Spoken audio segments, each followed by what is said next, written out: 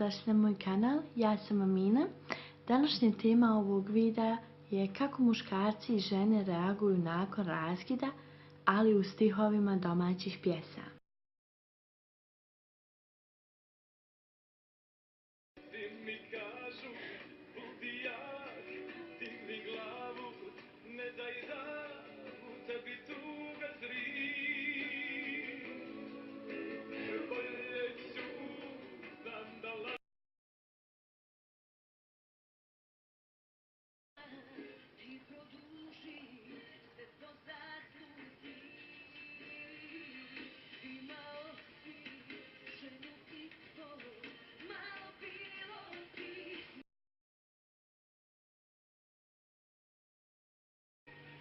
Petak je večer, ja kući sedim sad, vrtim kanale po ceo dan.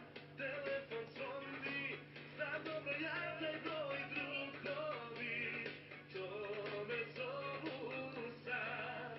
Brate moj, svi smo tu, alo gde si ti, čekate se pare, nju zaboravi.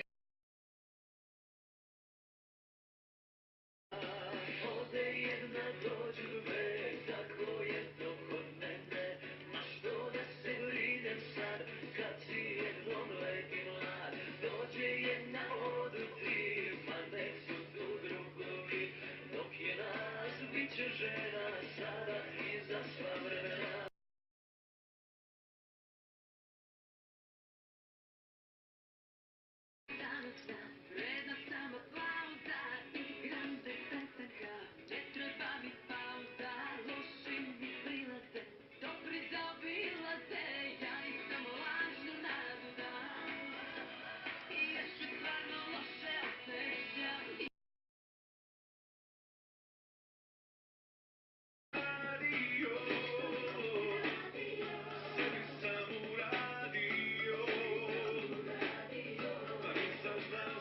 Šta hoću, dok se čeka.